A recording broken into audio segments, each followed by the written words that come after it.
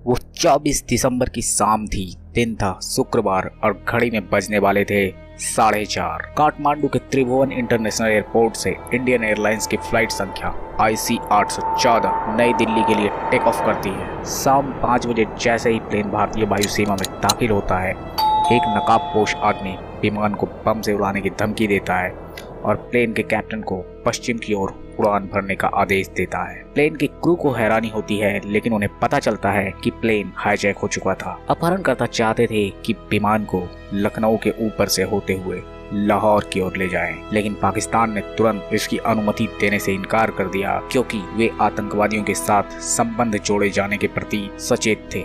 अब पूरी दुनिया को पता लगता है कि ये इंडियन एयरलाइंस का प्लेन हाईजैक कर लिया गया है। प्लेन के कैप्टन ने अपहरणकर्ताओं से कहा कि उन्हें भारत में उतरना होगा, क्योंकि प्लेन में ईंधन कम है। अपहरणकर्ता विमान को भारत में नहीं उतारने देने पर अड़े हुए थे। उन्हें अंदेशा था कि भारत सरकार कोई भी कमांडो कार्रवाई कर सकती है, परंतु कोई उपाय नहीं देखते हुए कुछ देर के लिए विमान को अमृतसर में रिफ्यूलिंग के लिए उतारा गया। इधर नई दिल्ली में आपदा प्रबंधन की आपात बैठक चल रही थी और सरकार चाहती थी कि NSG अमृतसर पहुंचकर कार्रवाई करे।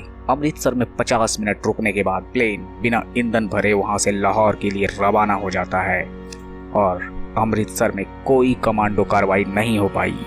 इस घटना के बाद पाकिस्तान ने अपनी हवाई यातायात सेवाओं को भी बंद कर दिया और इंडियन एयरलाइंस के इस फ्लाइट के लिए समूचे पाकिस्तान का हवाई क्षेत्र प्रतिबंधित हो गया। लाहौर हवाई अड्डे पर सभी लाइटें बंद कर दी गई और लाहौर ATC से कोई भी मदद नहीं मिलने के कारण कैप्टन ने वहां उतरना शुरू कर दिया, जिसे उन्होंने एक रनवे समझा था, लेकिन यह केवल एक सड़क थी। जब कैप्टन को यह पता चला तो उन्होंने विमान को फिर से ऊपर उड़ा लिया। अब यह समझ आने लगा था कि विमान उतारने के लिए एकमात्र विकल्प क्रैश लैंडिंग ही थी। कैप्टन ने लाहौर ATC से गुजारिश की। इस बार लाहौर हवाई अड्डे ने अपनी लाइटें ऑन की और विमान को उतरने की अनुमति दे दी। लाहौर हवाई अड्डे के अधिकारियों ने विमान में ईंधन भरा और भारतीय समय के अनुसार रात 10:32 पर इसे लाहौर छोड़ने के लिए अनुमति दे दी। इसके बाद इस प्लेन ने काबुल की तरफ उड़ान भरी, लेकिन उस समय काबुल में रात को विमान उतारने की सुविधा नहीं थी, जिसके कारण हाईजैकर्स हवाई जहाज को दुबई ले गए। दुबई में 27 यात्रियों को आजाद किया गया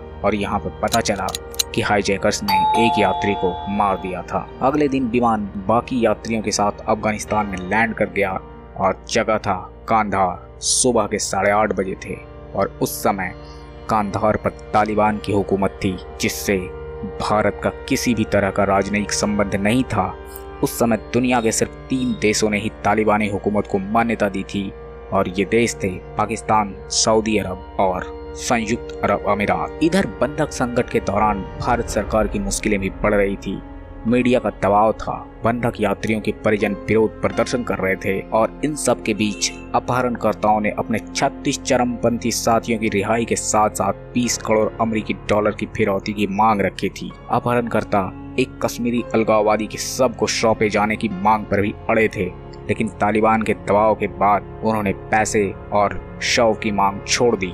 लेकिन भारतीय जेलों में बंद चरमपंथियों की रिहाई की मांग मनवाने के लिए वे पूरी तरह अड़े हुए थे।